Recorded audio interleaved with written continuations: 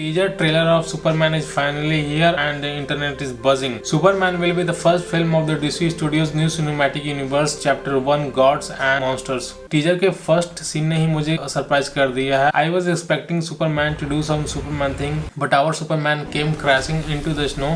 Arctic जैसे जगह पे वो घायल पड़ा हुआ है. He is barely breathing and is spitting blood from his mouth. Superman को इतना वल्नरेबल स्टेट में इससे पहले आपने कभी नहीं देखा होगा और आप सोचने पर मजबूर हो जाओगे कि आखिर सुपरमैन का ऐसा हालत किया किसने. In the next scene Superman का अल्टर ईगो क्लार्क केंट अपने ऑफिस डेली प्लैनेट को जा रहा है, जहां पर वो एक यंग जर्नलिस्ट है और वहीं पे उसकी लव इंटरेस्ट लुइस लेन है, played by Rachel Brosnahan. Clark Kent देखने में तो एक नॉर्मल इंसान ही लग रहा है, कोई इसे देखकर ये नहीं कहेगा कि वो एक सुपरमैन है. वहीं प्रीडिसेसर मूवीज में सुपरमैन और क्लार्क केंट में सिर्फ चश्मे का फर्क होता था.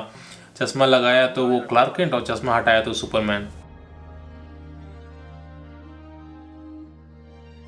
According to an interview with the Wrap, James Gunn explained, Superman's already existing. Lois and Clark already know each other. And in the next scene, Clark के कंट्री साइड के घर का सीन है, जहां क्लार्क अपने एडॉप्टिव फादर के साथ अपने घर के बाहर पोर्च पे बैठा हुआ है. एंड सीन थोड़ा इमोशनल है. क्लार्क की एडॉप्टिव फादर की डेथ हो जाएगी, जैसा कि सुपरमैन मूवीज में होता है. बैटर्ड सुपरमैन सीटी बजाता है और दूर से कोई स्नो को चीरता हुआ आता है और वो होता है उसका लॉयल सुपरडॉग क्रिप्टो और उसकी एंट्री बहुत ही धमाकेदार है. थिएटर में उस सीन पर जरूर सीटियां बजेगी. क्रिप्टो के बारे में यह है कि क्रिप्टो क्रिप्टॉन प्लैनेट का ही है. जब काल एल यानी कि सुपरमैन जब बच्चा था तो वो उसका फेवरेट था. सुपरमैन के फादर यानी जॉर एल काल एल को पृथ्वी पे भेजने के लिए रॉकेट्स के प्रोटोटाइप टेस्ट कर रहे होते हैं. क्रिप्टो को as a test subject use करते हैं और अर्थ पे भेज देते हैं, लेकिन वो अपने सेट कोर्स से भटक जाता है और बहुत लंबे समय तक स्पेस में घूमता रहता है. फिर फाइनली जब वो अर्थ पे आता है तो टीनेज सुपर बॉय से उसका मुलाकात होता है और क्रिप्टो जिस तरह से सुपरमैन को ड्रैग करके ले जाता है, होलसम और हार्ट वार्मिंग है.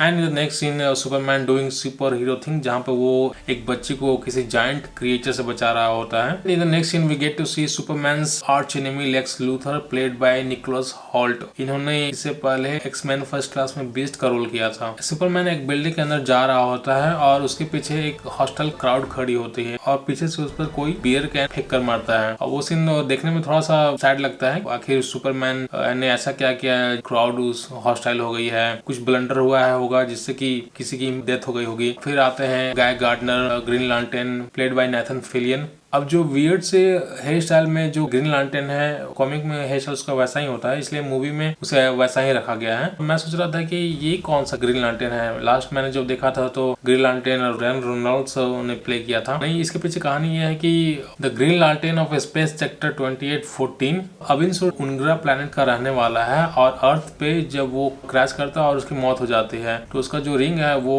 अपना दो पोटेंशियल सक्सेसर सेलेक्ट करता है, एक हैल जॉर्डन, दूसरा गाय गार्डनर. अब हैल जॉर्डन क्रैश साइट के नजदीक होता है, इसलिए उसे सिलेक्ट कर लिया जाता है. गाय गार्डनर को एज अ बैकअप रख लिया जाता है. In this version of Kal El Metropolis super heroes like Metamorpho, Mister Terrific, Hawkgirl and Guy Gardner are well established. Fortress of solitude का जो रोबोट है कैलेक्स सकता है, कोई मार देता है और and Superman is crying. Black nowhere जैसा कोई है जो पूरा दीवार तोड़ रहा है और Superman is having very difficult time controlling him. Mister terrific एक जीनियस और इन्वेंटर है. इनके पास रोबोटिक स्फेयर्स है जिसे टी स्फेयर्स कहते हैं. इसके थ्रू ये अपने आप डिफेंड करते हैं अगेंस्ट एनिमी और इस सीन में तो ये लुइस लेन को बचा रहे हैं.